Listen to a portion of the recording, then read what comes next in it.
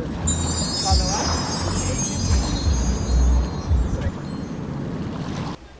Hi everybody, this is C and C Travels, and we are at the last day of the cruise, and we just want to talk about it. It was an amazing experience, truly amazing. I mean, from the beginning to the end, the weather was amazing, the food was great, the service was great, the entertainment was awesome. We just had a really, really good time. Let's talk about the Behind the Fun tour. You had to buy that before the cruise, you reserve it, and it's always going to be done on the last day of the cruise, which is today. Today is Friday the 23rd, and we had a sea day. And Behind the Fun tour books out really, really quickly. We were lucky enough to get it. We did it early enough. And let me tell you, it was really an awesome glimpse into what the crew does and what all needs to be done so we can have a great time. Yeah, that is exactly right. The high points for me was the galley, the amount of time it takes to produce all the amount of food it takes everybody, keep everybody fed and to go through that. It was unbelievable. And the amounts of food that they order and the short amount of time they have to load it. It's incredible. Yeah. I can definitely see the staff, the galley staff works tremendously to keep everybody, up to date, up to par on, for its food and things like that. It was just unbelievable the time and effort going through that. The second thing also was the engine room, the heartbeat of the ship. Mm-hmm. And it doesn't look like you think it would. Not at all. I mean, he explained to us about the difference between the LNG gas, diesel, and how much power this thing has, how much power Jubilee produces, electric power it produces. It's mind-boggling. It can power a little town of, 10,000 people, he said? 6,000 to 8,000 people. If it's the power go up in the city that has about 6,000 to 10,000 people, this ship was able to keep it powered. Mm-hmm. Unbelievable. It's just mind-boggling. And not the engine room, the engine control room, we gotta say, Control. is so modern nowadays. When I pictured it in my head, I thought it was, a monitor here or there, and lights and, just clipboards everywhere. But it is so modern, many, many monitors, and every detail is being monitored from the amount,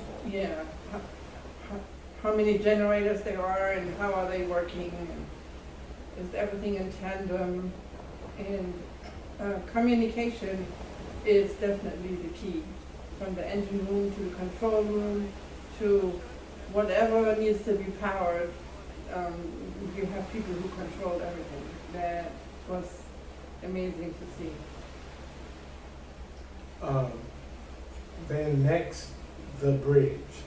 Oh yeah. This is the one that I'm looking forward to seeing, the bridge itself, where the captain sits and he instructs all the first officers and all the staff to keep this beast going and to make all the decisions. Unbelievable. I mean, it just, Talk about the space. it's like huge space. I mean, it just, to sit above it, and you gotta sit on top of it, and you can look out, just straight line, sea, ocean. It's quite a description. You have to see for yourself to believe it. Yeah. And I always wanted to see it inside the bridge, but I got to do that. Everything that I thought I would see and expected to be, even more. Yeah, it was amazing. And you have 180-degree view, and with the windows are at least 10 feet or more, and they're at an angle. You see the horizon the whole time, and you still to this day, you have a lookout who will scan the waters to see if there's anything that needs to be taken care of, anything that is alarming. The space on the bridge is amazing. You could fit a ballroom in there.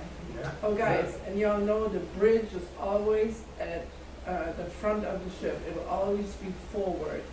So let's say you have a balcony room and you don't know where forward and aft is, go on the balcony and look where the bridge is, and that will be forward. And aft will be, of course, the opposite way.